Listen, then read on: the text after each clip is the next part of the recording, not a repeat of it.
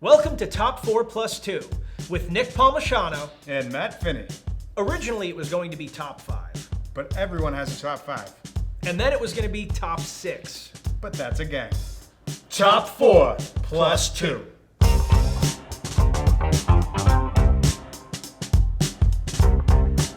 Michael Mann is the dean of crime dramas and is widely regarded as one of the best directors ever, both in television and film.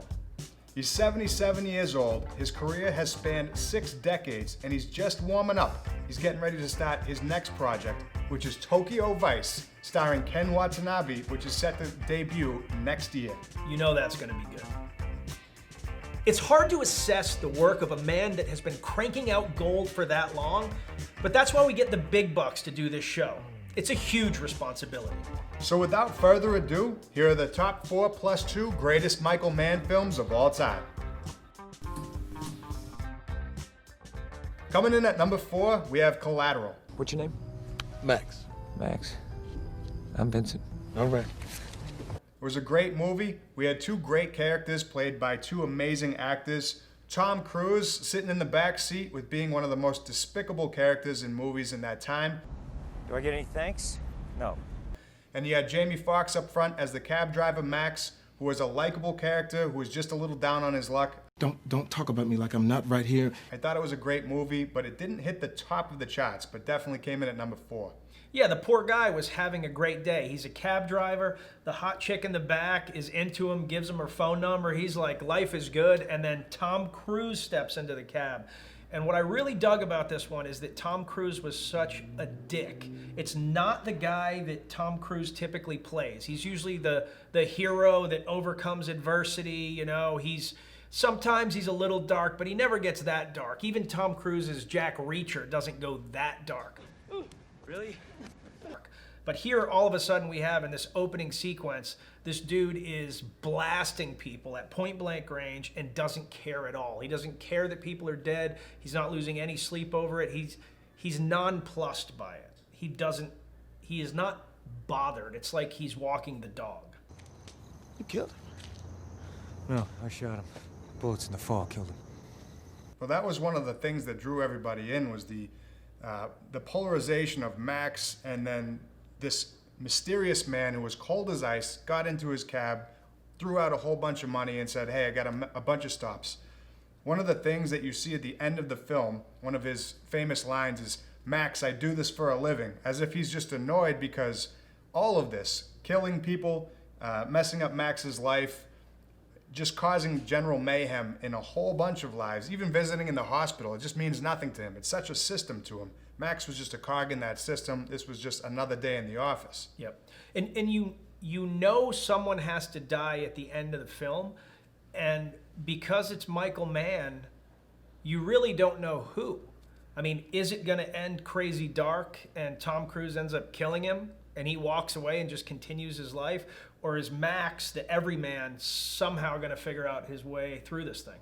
Yeah, it was definitely a tension builder throughout the movie. I think I really appreciated it for that. There was never a point where I'm like, I know exactly where this is going to go. Because, Max, for all the weakness that he's displaying, Jamie Foxx playing this meek character, you can see him building his courage, and it doesn't always work out. It kind of gets slapped back down by this mysterious guy in the back, this silver fox.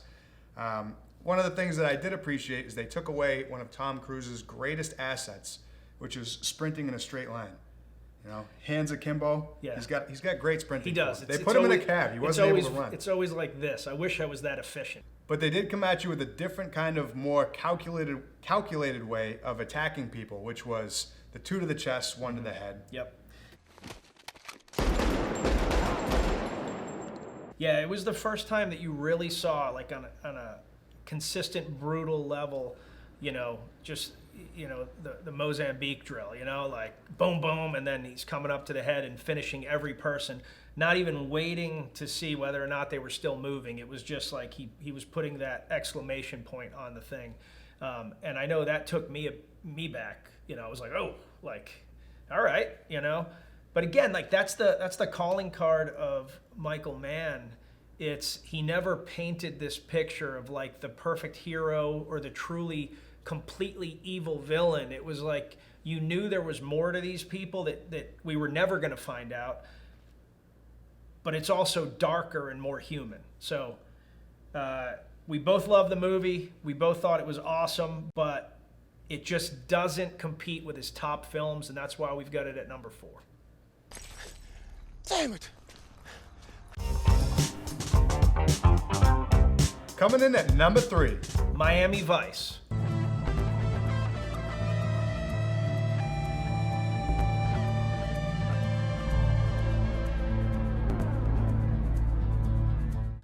Now that might knock a few people off their feet because a lot of times it's not considered to be one of Michael Mann's best films, but I actually had it higher than 3. The cool thing about this movie is that the way he shot it, where it's like a little blurry, everything isn't perfect, hairs are kind of out of place on the characters, like you can tell he just let things go. It actually made me feel like I was on an op, like I was hanging out the side of a helicopter waiting to touch down in the middle of the night, or I was on a road march, or I was doing some kind of weird thing, because it was just very raw. And at the time, you didn't see a lot of movies shot like that. Everything was very clean, like we're setting up a shot, everything's perfect, and then we're setting up to another clean shot. And this was very like, there's lens flares and you can't quite see the main characters in every scene and they're coming in and out of focus. It was just really cool and very gritty. The night shots were a big part of that for me, is a lot of people tried to set up those perfect, hey, it's daytime, but we're kind of making it look like a night shot. All the night shots were absolutely at night. They were almost shot on a handy cam. As you said, you can almost sometimes not make out the main characters. It made you feel like you were right there with them. It was very raw. It was very documentary style almost, and you were right there with it. Again, Jamie Foxx in another Michael Mann movie does a great job. Yeah, Colin Farrell. Colin Farrell. Yeah. He did an amazing job. He, from a series that was so popular back in the day, they did a great job bringing that forward into the present time. Yeah, and that's one of the cool things. Like, I'm old enough that I remember the series, and when you think back on it, a lot of times you think about Miami Vice as just being super campy, and you think about the linen suits, and you think about the Ferraris, and you think about the neon. But at the time, it was actually like a revolutionary show for a couple of reasons. First of all, you had 2 cops on equal footing. It wasn't that, Don Johnson wasn't the star. He was one of 2 stars. And his co-star was black, which was like a huge deal back then. Like, you really didn't see it. And the second thing was they both had really dark stories. Most cop shows of the time were, they were campy. Like, the cop was like the really good dude that kind of, lived up here, and the criminals were way down here. And then you get Crockett and Tubbs, and they had alcohol problems. Crockett's living on a boat because it's all he has left after like his, he's been dumped like a bunch of times. He's got an alligator for some reason, which is probably illegal.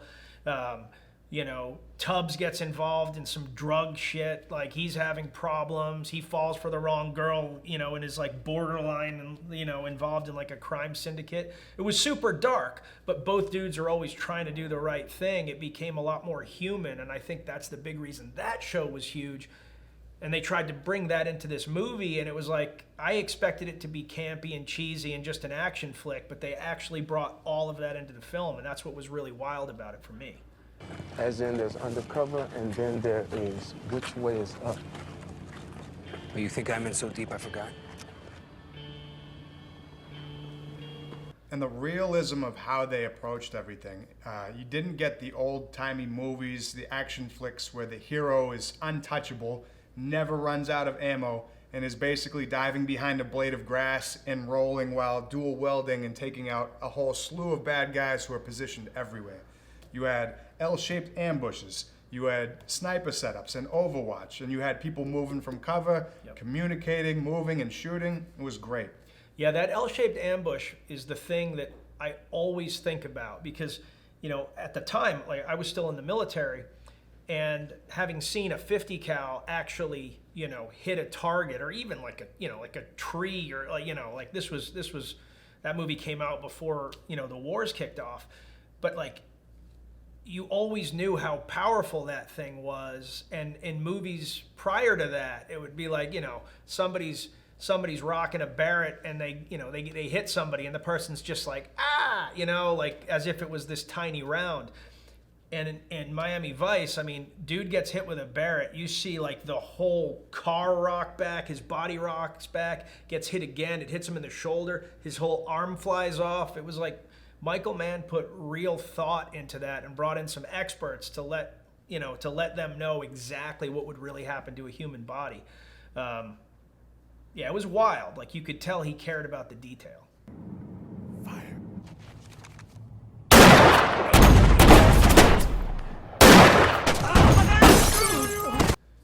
And don't forget that point blank AI shot.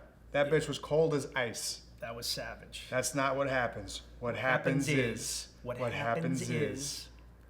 What will happen is I will put a round at 2,700 feet per second into the medulla at the base of your brain, and you will be dead from the neck down before your body knows it. Your finger won't even twitch. Only you get dead. That was money. That was money. Yeah. That was a cool shot, and you didn't expect it because, you know, we live with these main characters, the two main characters most of the movie, but all of the side characters, you did learn about them as well. But she was the one that like you didn't really get her personality other than she was usually like the, you know, one of the pretty girls undercover in the bar, and you thought that was going to be her role, and then she ices that dude, like where if she had missed, literally everyone in that room dies. And, you know, you also, back then, I don't remember any realistic movies where it was a woman pulling the trigger. Right. You had cheesy karate movies where, you know, some girl was doing flips and stuff. But this woman was like, she knew she was going to, there was no moment where she didn't think she was going to separate the base of that guy's head from his spine. Well, that was the beauty of the information that you got in that scene. Not just from the scene itself, but from her as an actor, is that you instantly knew this girl has put in her time. Mm-hmm. She is well trained. She has done this before. Confident, capable, ice cold. All that compacted into what? Maybe 10 seconds of a scene. Yep. And suddenly you care about the whole team and not just the main characters. That was beautiful. Yeah. Great movie. Unfortunately, because of this guy, it comes in at number 3. They are wrong. Somehow they are wrong. Coming in at number 2. Heat.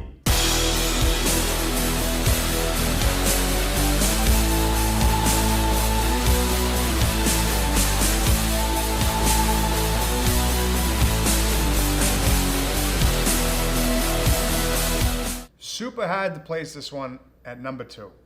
It definitely deserves its own number 1, but given what's coming ahead, we had to go with number 2. Yep.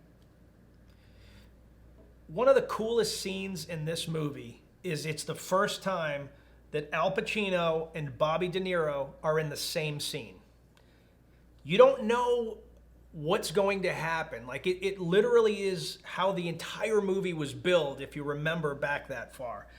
And these two guys, you know, one of them is this elite cop who has basically given his whole life to this thing. His marriage is shot. He's on his 3rd marriage. He's miserable, but he's completely engrossed in being a cop and catching the bad guys.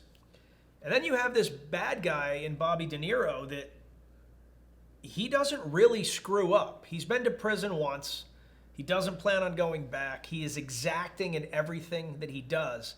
And he lives by the rule that you can't have anything in your life that you're not willing to walk away from.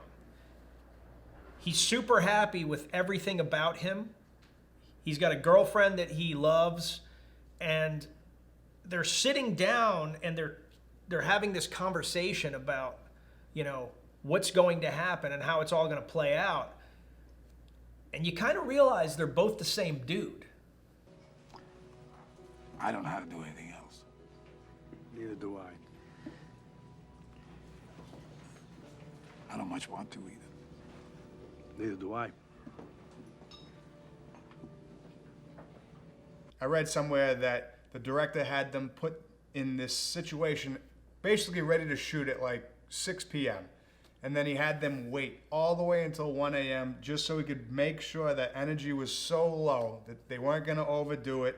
Yeah, he knew that Pacino has a tendency to go big, and he was also super worried about these two guys trying to compete with each other. So, yeah, he told him, hey, we're going to film at 6. And then he kept, instead of saying it's actually going to be 1, he just kept pushing it. Oh, it's going to be 30 more minutes. Pretty good, like thinking about something like that. Like, that's not even something that would occur to me. And this guy's like, he's playing 3-dimensional chess with these guys. Another cool thing about that scene is that Bobby De Niro not decided, he didn't impose it on them, but he went to Al Pacino and said, let's not rehearse this together. Let's just know our lines and show up and do it, because he didn't want it to feel rehearsed. He wanted the two of them to really be having a conversation. I think it worked. It definitely came off that way. Yep. Well, that's an interesting point. One of the greatest things about this movie, there's so many iconic scenes that other movies riff off of. The hockey masks in the opening attack on the armored car. Mm-hmm. But the one it's known for is the street scene. When they're leaving the bank, things have gone wrong. Somebody basically tripped the alarm. It's looking like all the pieces are in place and this is going to go perfectly, and then all hell breaks loose.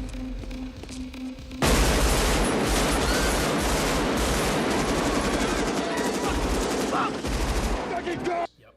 But it's the manner with which they shot that. It was probably one of the only times, or the first times I can remember, where real good tactics and training was used, especially by bank robbers who are usually just spraying and praying, grabbing kids and ducking behind cars. Yep.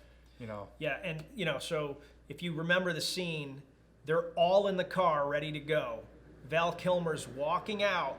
No one realizes that the cops are onto him, closing the distance. And then Val Kilmer sees the cop out of the corner of his eye, loses no time, doesn't pause, doesn't look at the other dudes, doesn't ask anybody, is this the right answer? He just brings that gun up and immediately starts dropping rounds into the police. I mean, drops a guy right off the bat.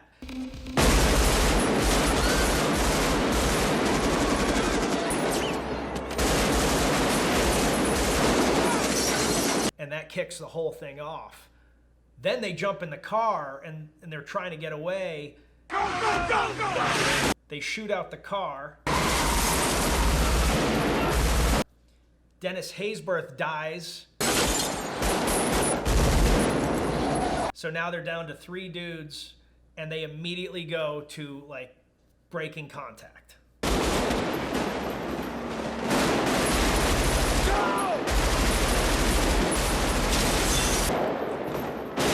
Just the reality of it, checking each other's 6, moving from cover to cover, suppressing fire. It wasn't just, all of it was calculated. They were all trained. Yep. You got that sense this was their profession. And they were all good, but for me, Val Kilmer owned that scene. Val Kilmer is one of his greatest. I think because they were all good. They were all moving well. But it looked like Val Kilmer put that little extra into it. I still remember the mag change behind the car, right? He dumps the mag fast, flicks it out, slaps up the new mag, and hits the release while coming up. It was like, all right, this guy clearly has done this, more than a handful of times to look cool for this. And I remember everybody that saw that movie, all the military guys that saw that movie back in the day were like, somebody finally cared. So again, this is the same theme with Miami Vice, is Michael Mann actually makes sure that the people in the know are going to be like, yeah. And it makes it cooler. Yeah. It tells the story. Because, again, just like we talked about with the woman making that key shot, you get this whole backstory of their training without even having to say it. Because nobody can do that and not be trained. You can't go and watch a YouTube video and hope to accomplish that same thing. Yeah, this was a period of time where everything was a montage. The late 80s, early 90s, like if you wanted to learn something, Hollywood had to show you, and it had to be like in this dramatic montage or like a series of training videos where they keep getting stronger and stronger and stronger. But Michael Mann didn't want to do that and doesn't do that. He doesn't waste film telling a backstory. He tells a backstory through the story, which I always find really cool. You go to school for that? And lastly, just to touch on it, because everybody already knows, the cast was stellar. It was a laundry list of who's who, from A to B, and even under C, but recognizable people. And, you know, obviously you had the powerhouses up front, Pacino and De Niro. Kilmer, Tom Sizemore, even Margot was in it. Yeah, Margot was in it. And then you had a bunch of people that became bigger later, but like, you know, at the time were just playing character actors. Jeremy Piven, I think Tone Loc was in that movie. I think he was one of the gangsters. John Voight. John Voight was in it. Yeah, he was the planner. Yeah, it was like a really wild cast, and everyone was good. Everyone was good. So, begrudgingly, Heat comes in at number 2. It comes in at number 2 because, honestly, you kind of have to want to see that kind of movie. It's not for everyone, if I'm being honest. You're not taking the kids, you know, hey, this is going to be great. We're just going to go watch these dudes assault police officers whilst robbing a bank amongst their shattered lives. But totally iconic, especially with those actors. It comes in at number 2. Pretty fucking great. So now we'll talk about a feel-good movie that you really would want to take the kids to, and that's our number 1. Last of the Mohicans.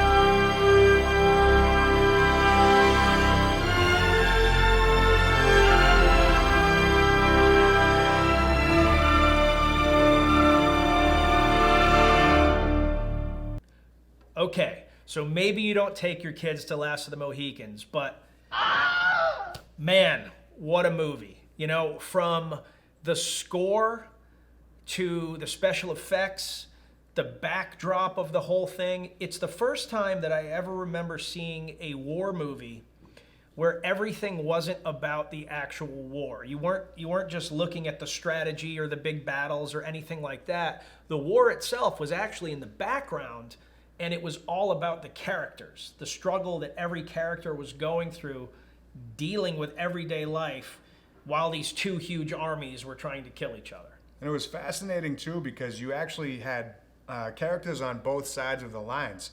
You had the aristocrat women coming in, even the Duncan, the British soldier. They're coming from this, you know, this classy aristocrat life, and you have the frontiersmen who are on the homestead. They're in the mix. They're in the dirt. They're scouts. You know, they live off the land. And now their worlds came together, not because they wanted to meet each other, but because they were shoved into meeting each other during this war. Yep.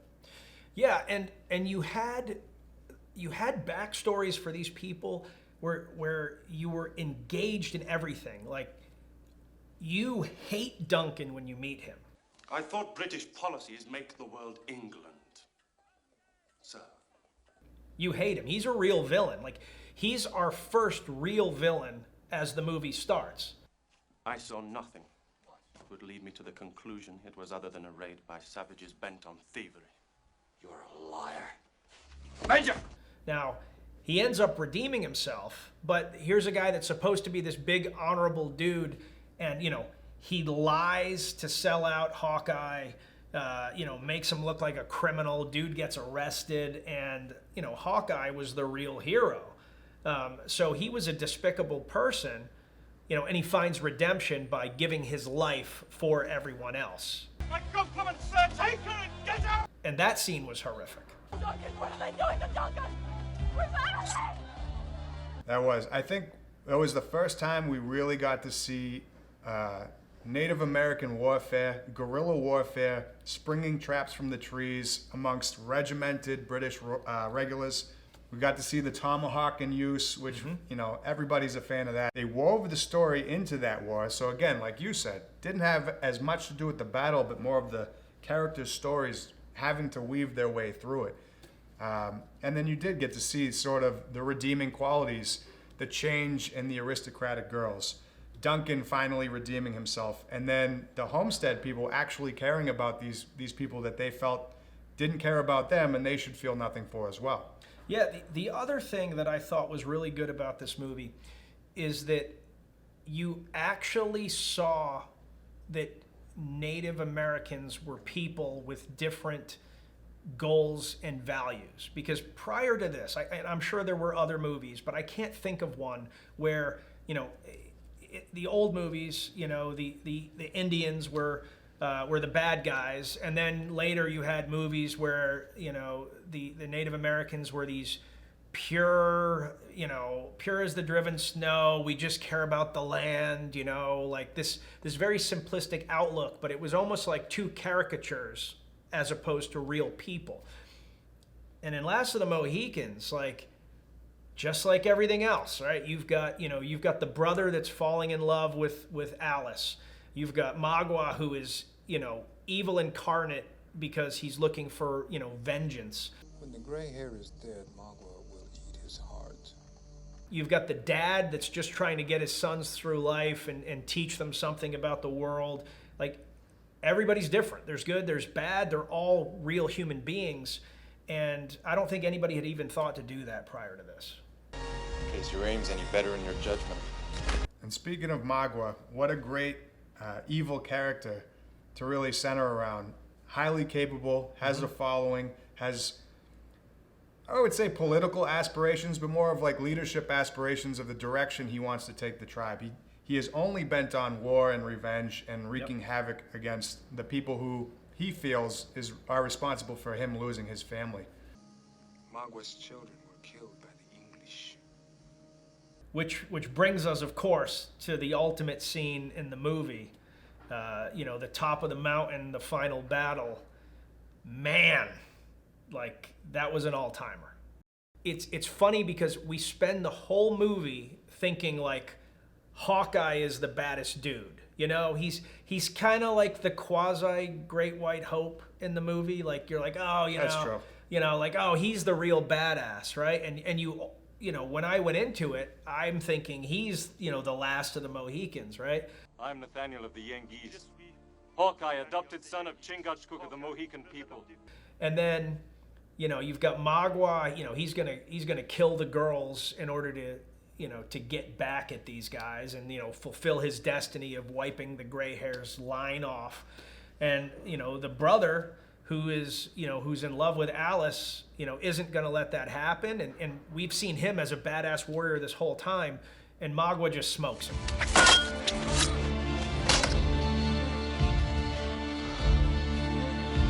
And you're like, oh man, the brother died. And then Alice, finally not just whining and complaining, decides to be a badass and not let him have his way and throws herself off the mountain, which, I didn't expect. So then I'm expecting, I'm like, oh, Hawkeye is going to come in here and kill Magua because he's the real hero of the story. And then Dad shows up.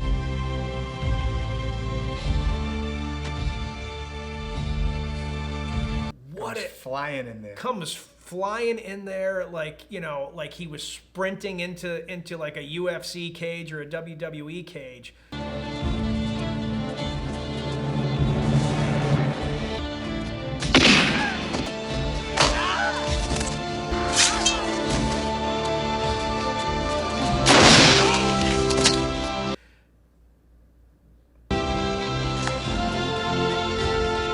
Does a barrel roll, pops up,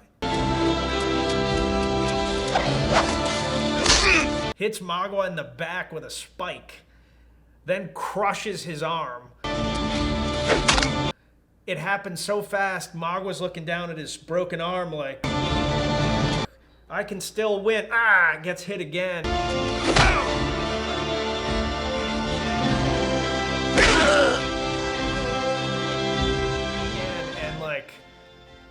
Just takes a moment to look at him with disgust while Magua's brain is trying to get wrapped around the fact that he's gonna die, and then just caves him in.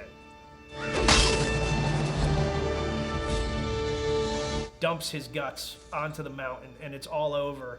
and you're like, oh shit, like this guy is a badass. Like I just thought it's not what we expected to happen. Well, he played such a reserved character the whole time. Even when they were getting lied about and arrested, he never lost his cool. But when he saw his son get dumped off the side, you know, he had that slow-mo moment, and it wasn't, I don't even think it was in focus. But the look on his face when he came running in and saw that, and then he just absolutely lost control, and you got to see exactly what he could do the whole time. But even in that moment, it's not, he didn't scream out and give away his, he didn't give away his position or anything. It wasn't even like, no, you're right. It was just all in his face. It's all in his face. Like he just watched his life essentially end. Like, you know, his whole tribe is dead. His son was the last thing that he had left. He's too old. He's not going to have other kids. Like he just lost everything. Holds it in long enough to get to that mountain and kill the guy that just killed his kid in brutal fashion. And the whole time, you just think this was this like peaceful old man, and you realize, man, I don't know what this guy did in his past life, but holy shit, he just kicked Magua's ass. So we're coming in at number 1. Last of the Mohicans. Number 1, Michael Mann movie. So that's our top 4. But now for the plus 2. Maddie and I each get an honorable mention. For my honorable mention, I'm going with Will Smith and Ali. My honorable mention is the movie Manhunter. What's Manhunter, you might be asking? I'll tell you what Manhunter is. It's Silence of the Lambs. It is exactly Silence of the Lambs, but it doesn't have Jodie Foster and Anthony Hopkins. So some of you might be wondering, why the hell didn't they pick The Insider? It won multiple Academy Awards. And it's a good question. By all means, a great movie. But if I want to hear Al Pacino just scream for 3 hours, I'm going to watch Son of a Woman. And if I want to watch Russell Crowe punch the hell out of anything, I'll watch literally any movie he's in. Yeah, that's pretty much what he does. He gets super angry and he punches something. Sometimes a person, sometimes an inanimate object. There's no telling. I think he hit a guy with a phone one time. He might have, in real life. So there's our top 4 plus 2 Michael Mann movies. If you don't like it, we don't care.